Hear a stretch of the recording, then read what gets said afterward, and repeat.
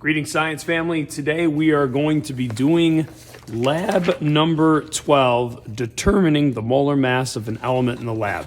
Long story short, today we're going to be doing a decomposition reaction. And this decomposition reaction is going to break down a compound, silver oxide, and figure out eventually what is the molar mass of silver. So that's our main goal. We're going to try to figure out what is the molar mass of silver. Now, what is molar mass? It is how many grams of silver if you have an entire mole of it. So it's what's on the periodic table, but in grams. So if you look on the periodic table, silver, Ag, element 47, silver is around 107.9 grams per mole, meaning if you have a mole of the substance, it's 107.9 grams. So we're going to try to figure out through this reaction if that's what we get through our calculations. And we can do that through a simple decomposition reaction where we heat it up and break it down. So let's go ahead and get our data for that. First thing we're going to do is we're going to use a crucible and a cover. So this is a crucible and this is its cover. They're both metal and they can take high heat. So we're going to mass that out. We're going to make sure our scale is at 0. And then we're going to take the crucible mass with the cover. That crucible mass with cover is 38.74 grams. So you're going to go ahead and write that down in your data table under mass of crucible and cover, 38.74 grams. In our procedure, next up, it wants us to mass out 1.75 grams of dry silver oxide. We have silver oxide right here. We're going to try to mass out 1.75 grams of it. In order to do that, I'm going to take my weigh boat. It has a mass to it, so I'm going to zero it out. Excellent. Now I don't have that. Now I'm going to take a micro spatula. I'm going to start massing out 1.75 grams of silver oxide.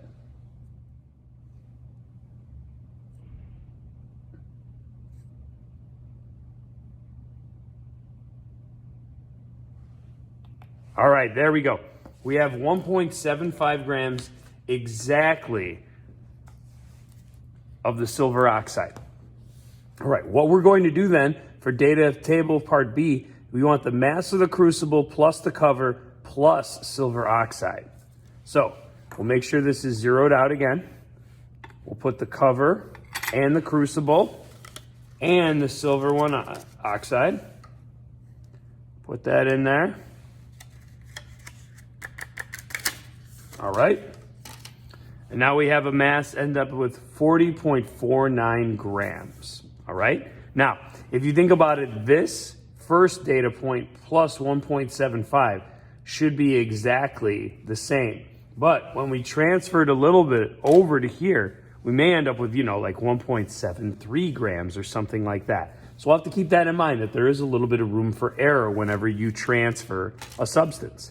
But in the end, we've got our silver oxide massed out, and you have 1.75 grams of it. So go ahead and put that down, 40.49 grams there. All right, now what we're going to do is heat this up at high heat so that we can start breaking down this silver oxide. We're going to break down silver oxide into pure silver and also some oxygen. But in order to do that, we have to heat it to make that decomposition reaction work. So we're going to heat that for about 20 minutes on high heat. So let's go ahead and do that right now. All right, so here we have our Bunsen burner lit. And if you look, if you move the bottom part, you can actually alter the flame. So we want the flame as hot as possible.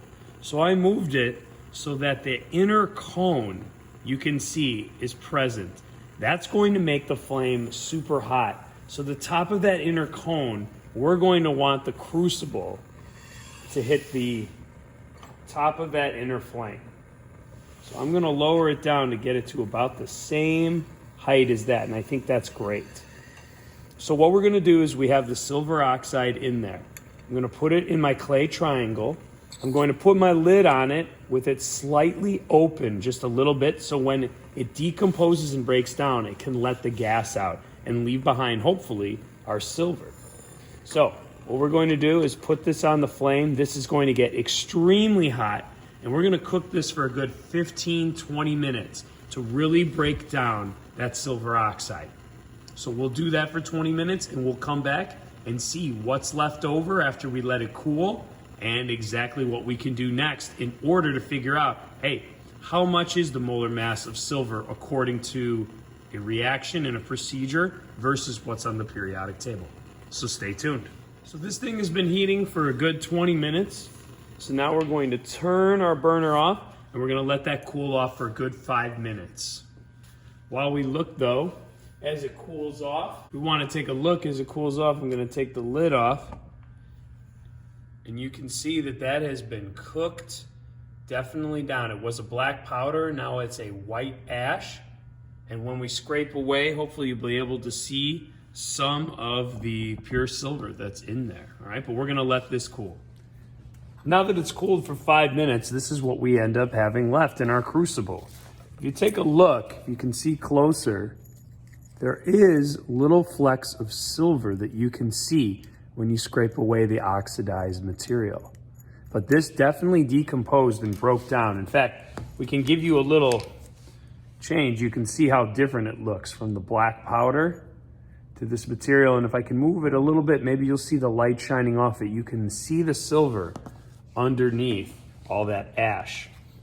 But the very last step of the lab is to just measure out the new material after we've cooked off some of the material and it's decomposed and broken down.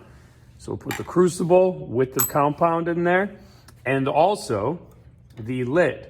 And now we're at 40.36 grams. So that'll be for your letter C observation data, 40.36 grams. Now that we have that, we can do some different calculations to start figuring out our lab. Starting with the mass of silver, we're going to be able to take from subtracting out the crucible and the cover. We can then figure out the mass of oxygen because we know the oxygen cooked off through decomposition. And then eventually we'll be able to convert to moles and mass and all of that by using the mole, which we'll get into. But for now, this was all of our observations. The rest is calculations in that. So thanks for sticking with it, Science Fam. Record your data and best of luck with the rest of the lab.